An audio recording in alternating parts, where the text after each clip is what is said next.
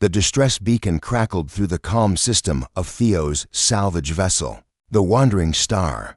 Most freelancers would have ignored it. Distress calls in the outer reaches usually meant pirates, traps, or worse. But Theo had never been most people. Another rescue mission? Evelyn sighed from the co-pilot's seat, her fingers dancing across the navigation console. She'd been Theo's partner for 3 years, and she knew that look in his eyes. You know, we're already behind on our haul quota.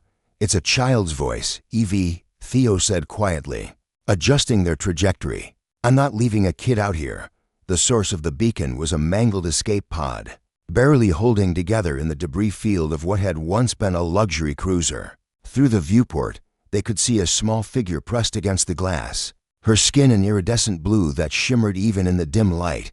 By the stars, Evelyn whispered, "That's a Zeltheran child." Theo's hands froze on the controls. The Zeltherans weren't just any alien species, they were the most advanced civilization in the known galaxy, possessing technology that seemed like magic to humanity. They were also notoriously isolated, having minimal contact with other species. Finding one of their children alone in space was like finding a phoenix egg in your backyard. All the more reason to help, Theo said.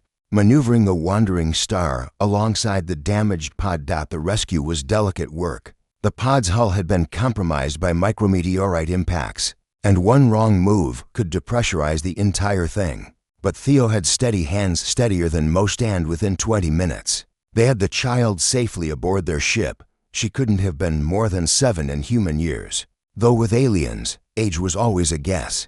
Her large, luminescent eyes regarded them with a mixture of fear and curiosity. When she spoke, the translator struggled to keep up with the melodic complexity of her language.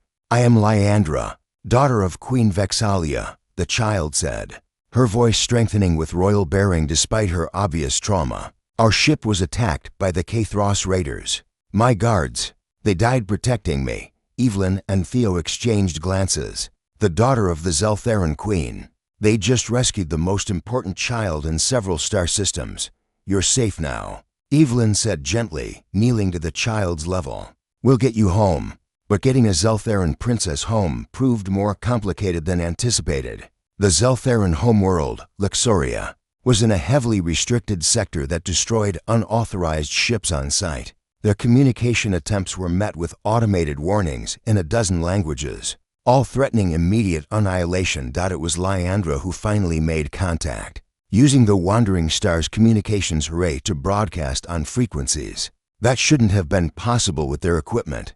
Within hours, a Zeltheran warship arrived, a vessel so massive, it made their salvage ship look like a toy. The boarding party that arrived was led by Queen Vexalia herself.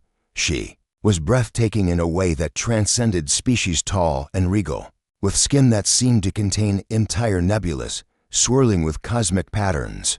Her eyes, ancient and knowing, swept across the Wandering Star before settling on her daughter. The reunion was brief but intense. Lyandra rushed into her mother's arms, speaking rapidly in their native tongue.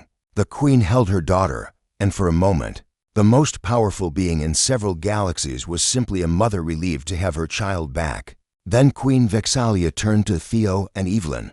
"You saved my daughter's life," she said in perfect standard, her voice carrying harmonics that made the air vibrate.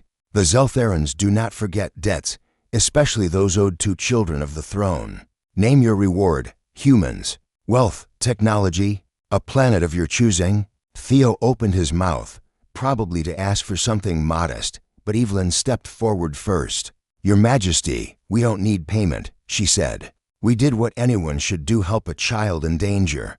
The queen's eyes widened, slightly surprise. "Perhaps, or respect." "Remarkable," she murmured. "But I insist. A debt unpaid is a stain upon our honor." Theo thought for a moment, then smiled. "If you insist on giving us something, then teach us. The galaxy is full of species that barely talk to each other. Humans are newcomers, still learning. If we could understand even a fraction of what the Zeltherans know, not your weapons, not your secrets, just how to be better, how to build things that last, how to explore without destroying, that would be worth more than any treasure." The silence that followed was profound. The queen's retinue looked shocked. Evelyn stared at Theo like she'd never seen him before. Then Queen Vexalia did something unprecedented. She laughed. It was a sound like crystalline bells, beautiful and otherworldly. In 10,000 years, no species has asked the Zeltharans for wisdom over power, she said. You humans continue to surprise us. She paused, considering. Very well. Theo and Evelyn of the Wandering Star, I offer you this. Humanity will be granted a seat on the Galactic Concordance Council. Your species will have access to our archives, our schools, our knowledge. We will sponsor humanity's ascension to the higher civilizations. The shockwave of that announcement rippled across the galaxy within days. The reclusive Zeltharans, who had rebuffed countless species seeking alliance, had opened their doors to humanity because two salvagers had saved a child, and asked for nothing but the chance to learn. Other species were outraged, confused, envious.